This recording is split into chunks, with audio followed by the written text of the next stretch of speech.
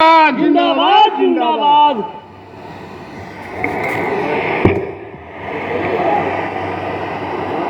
इस चुनावी सभा की अध्यक्षता कर रहे गामा सिंह जी, मंच के संचालनकर्ता श्री बबलू मिश्रा जी, राष्ट्रीय जनतांत्रिक गठबंधन एनडीए जनता दल यूनाइटेड के हमारे बहुत ही काबिल उम्मीदवार जनाब अल्ताफ राजू साहब, हमारे साथ इस कार्यक्रम में आए हुए जनता दल यू के प्रदेश कार्यकारी अध्यक्ष श्री अशोक चौधरी जी, जिला परिषद अध्यक्ष श्रीमती मीना अरुण जी, अति पिछड़ा प्रकोष्ठ जदयू के प्रदेश अध्यक्ष संतोष महतो जी, सारण के जनता दल यू के प्रभारी जितेंद्र नीरज जी, युवा जनता दल यू सारण के जिला अध्यक्ष डॉक्टर विशाल सिंह राठौर जी, श्री दिनेश सिंह जी, जनाब अफजल अब्बास साहब, श्रीमती राखी कुशवाहा जी, श्री लाल बाबू कुशवाहा जी, भाजपा के नेतागण जो इस कार्यक्रम में आए हैं, श्री बंशीधर तिवारी जी, चंद्रसेन कुंवर जी, अनिल शर्मा जी, बद्री नारायण सिंह जी, रमाशंकर प्रसाद जी, राम नगीना राय जी, श्रीमती तारा देवी जी, संजय सिंह जी, विद्यार्थी मिश्र जी, श्रीमती सरिता मिश्रा जी, गणेश प्रसाद कुशवाहा जी, श्रीमती सुनीता देवी जी, जनता दल यू के यहाँ उपस्थित नेतागण श्री चंद्रभूषण पंडित जी, महेश सिंह जी, जनाब अरशद परवेज साहब, हाजी अब्दुल बरकत खां साहब, हाजी नूरुल खां साहब, जनाब नसीर हसन खां साहब, प्रोफेसर अमानुल्लाह खां साहब, जनाब जमाल हैदर खां साहब, कामेश्वर सिंह जी और यहाँ उपस्थित हमारे सभी सम्मानित नेतागण, मेरे प्रिय साथियों, प्रिंट और इलेक्ट्रॉनिक मीडिया से जुड़े पत्रकार मित्रों, छायाकार बंधुओं और इस सभा में मौजूद बहनों एवं भाइयों, इस धूप को झेलते हुए आप सब इस चुनावी सभा में शामिल हुए हैं, इसके लिए आपको मैं हृदय से धन्यवाद देता हूं और आपका मैं हार्दिक अभिनंदन करता हूं।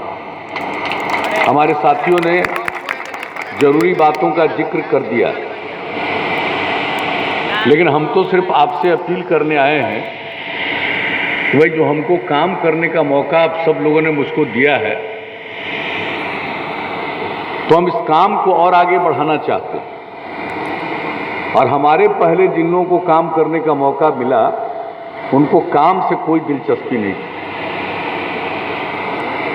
समाज में बहुत बुरा हाल था, अपराध की कितनी घटनाएं घट रही थी, विकास का कोई काम नहीं था, न पढ़ाई का इंतजाम, न इलाज का इंतजाम, किसी तरह की व्यवस्था नहीं, सड़क पुल पुलिया से कोई लेना देना नहीं। लेकिन जब आप लोगों ने हमको काम करने का मौका दिया, तो हमने क्या कहा था शुरू से ही, और आज भी हम इसी बात को बोलते हैं कि हमारा विश्वास है न्याय के साथ विकास में। इसका मतलब है हर इलाके का विकास, बिहार का कोई इलाका ऐसा न रहे जो पीछे रह जाए, और समाज के हर तबके का उत्थान, और खास करके जो हाशिए पर हैं उन लोगों को मुख्य धारा में लाने के लिए विशेष पहल करना, चाहे महिलाएं हों, चाहे दलित महादलित आदिवासी हों, चाहे अति पिछड़े वर्ग के लोग हों, चाहे अल्पसंख्यक समुदाय के लोग हों, जो किनारे पर थे, उनके लिए और ज़्यादा काम करके उनको मुख्य धारा से जोड़ने की हम लोगों ने कोशिश की है। और आप जानते हैं, शाम होते ही कोई घर से बाहर निकलने की हिम्मत नहीं करता था। कैसी कैसी घटनाएं घटती थी, अपहरण की कितनी घटनाएं घटती थी भाई, कितने व्यापारी छोड़ करके भागे थे यहाँ से, डॉक्टर लोग जो इलाज करते थे उनका जो अपहरण होता था, कितने लोग भागे थे यहाँ से, भूलिएगा मत। और नई पीढ़ी को याद कराइएगा कि यहाँ चलने का कोई रास्ता नहीं था, और शाम होते होते कोई घर से बाहर नहीं निकलता था। बिजली नहीं थी, लालटेन के सहारे थे। सबको एहसास होना चाहिए। और हम लोगों को जब आप लोगों ने मौका दिया तो हम लोगों ने जो काम करना शुरू किया, अपराध पर नियंत्रण किया। पहले कितनी घटनाएं घटती थी, दंगा फसाद भी कितना होता था।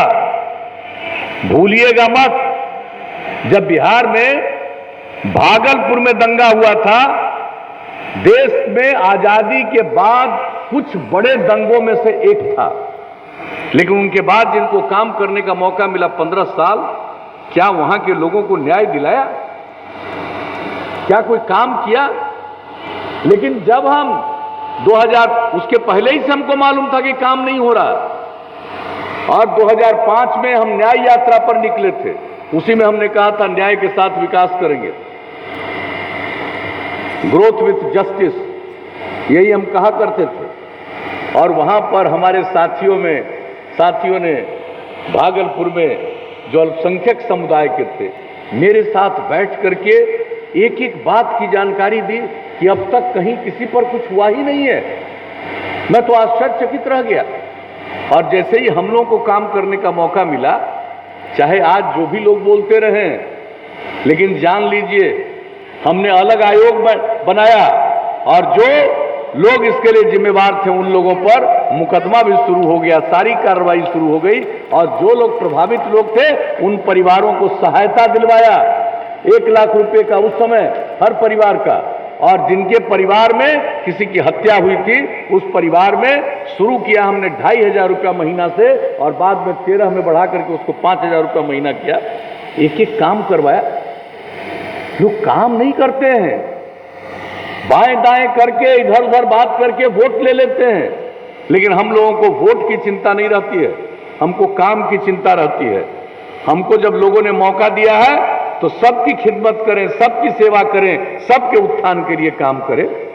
और आज आप देख लीजिए क्या हाल था पहले, और आप जानते हैं जितने अपराध की घटना घटती थी, अब कितना घट गया है। आप जान लीजिए, केंद्र सरकार के द्वारा ये आंकड़े प्रकाशित किए जाते हैं, और जो सबसे हाल का आंकड़ा आया है उसके मुताबिक इतनी बड़ी आबादी का गांव, इतनी बड़ी आबादी का जो राज्य है बिहार, इसका स्थान अब क्राइम के मामले में, अपराध के मामले में 23वें नंबर पर जा चुका है, ये आप जान लीजिए। और विकास का तो पहले तो कोई मतलब नहीं था। हमारे भाई अशोक चौधरी जी आपको बजट बता रहे थे। अब आप जान लीजिए 15 साल मौका मिला, पति पत्नी राज रहा, लेकिन क्या था बिहार का बजट? सबसे आखिरी बार जो सबसे अधिक बजट था वह भी 24,000 करोड़ रुपया से कम। अब बढ़ाते बढ़ाते बढ़ाते अब तो हम 2 लाख करोड़ से भी ज्यादा कर दिया। अब आप सोचिए विकास का दर। अब विकास का दर जो है, आप जान लीजिए, जो ये प्रकाशित होता है, आप लोगों को जानना चाहिए कि जब से आप लोगों ने काम करने का मौका दिया, हमने बिहार के विकास दर को हर साल 12.8% कर दिया। विकसित राज्यों का भी इतना ज्यादा विकास नहीं हो रहा है। बिहार का सर्वाधिक है, सबसे अधिक है विकास का दर, और प्रति व्यक्ति आय में वृद्धि हर साल 10.5%। तो एक एक काम हम लोगों ने किया, अपराध पर नियंत्रण, विकास का काम, समाज में जो किनारे थे उनको मुख्य धारा से जोड़ने का काम। महिलाओं के लिए क्या किया बताइए? 50% आरक्षण। कहां महिलाओं को जनप्रतिनिधि की जिम्मेवारी मिलती थी? आज कितनी बड़ी संख्या में महिलाएं जनप्रतिनिधि 3 बार से हो रही हैं। लड़कियों को पढ़ाई में बड़ी दिक्कत। आप जानते हैं हमने पोशाक योजना, साइकिल योजना शुरू की, और अब आप जानते हैं अब हाई स्कूल में भी लड़कियों और लड़कों की संख्या बराबर हो गई। आज अब पहले क्या था, इतने बड़े राज्य में लड़की की संख्या 9वीं क्लास में 1,70,000 से भी कम, और अब बराबर हो गया। अभी आप जान लीजिए, इस बार जो मैट्रिक का परीक्षा हुआ, उस मैट्रिक की परीक्षा में लड़की की संख्या परीक्षा में भाग लेने वाले लोगों में लड़कों से भी थोड़ा ज्यादा हो गया। अब आप सोच लीजिए, हम लोग कोई काम कर रहे हैं, कितना ज्यादा उनके उत्थान के लिए हमने जीविका समूह शुरू किया। वर्ल्ड बैंक से कर्ज लेकर के कहा 10 लाख जीविका समूह बनाएंगे, बन गया। 1 करोड़ 20 लाख से ज्यादा महिलाएं अब जीविका समूह में शामिल होकर के कितना सब कुछ के बारे में उसको सीख गई, कितनी समझ आई, कितनी आमदनी बढ़ रही है। स्त्री और पुरुष सब काम करेंगे तभी समाज आगे बढ़ेगा, परिवार का कल्याण होगा। ये सब काम तो किया ही है। और आपको मालूम है, वोट लोग लेते रहे हैं लेकिन चिंता नहीं करते थे कि लोग पढ़े। आप जान लीजिए, हम तो आपको आगे मिडिल स्कूल हाई स्कूल की बात कह दिए, यहां तक कि प्राथमिक विद्यालय प्राइमरी स्कूल में जहां 5वें तक की पढ़ाई होती है, वहां का भी क्या हाल था। 12.5% बच्चे बच्चियां स्कूल के बाहर। तो हमने सर्वे कराया कि ये बच्चे बच्चियां किस समुदाय की सबसे अधिक बाहर रहती हैं। तो पता चला कि भाई या तो ये महादलित समुदाय की हैं या अल्पसंख्यक समुदाय की। और तब उनको स्कूल पहुंचाने के लिए हमने टोला सेवक तालीमी मरकज स्वयंसेवक में 30,000 लोगों को लगाया और 60 साल तक उनको काम करने के लिए अब कितनी बड़ी संख्या में सब स्कूल पहुंचने लगे। अब स्कूल के बाहर नहीं है। सब तरह के उत्थान के लिए जो हम लोगों ने काम किया, समाज के किसी तबके को कौन पूछता था अति पिछड़े को, जब उनको भी आरक्षण दिया हम लोगों ने पंचायती राज संस्थाओं में, नगर निकायों में, तब वो भी कितनी इज्जत पा रहे हैं। अनुसूचित जाति, जनजाति, अति पिछड़ा, और अति पिछड़ा सभी समुदाय के होते हैं। अल्पसंख्यक समुदाय के लोग भी अति पिछड़ा में हैं। तो कितनी बड़ी संख्या में अब सब जनप्रतिनिधि हो रहे हैं। तो इस सब काम हम लोगों ने किया सबके उत्थान के लिए और सबके कल्याण के लिए। और आपको हम क्या क्या बताएं, आप जान लीजिए कितनी योजनाएं हम लोगों ने शुरू की है। अब आप अच्छी तरह जान लीजिए कि हमने तो अल्पसंख्यक महिलाओं के लिए हुनर एवं औजार कार्यक्रम चलाया।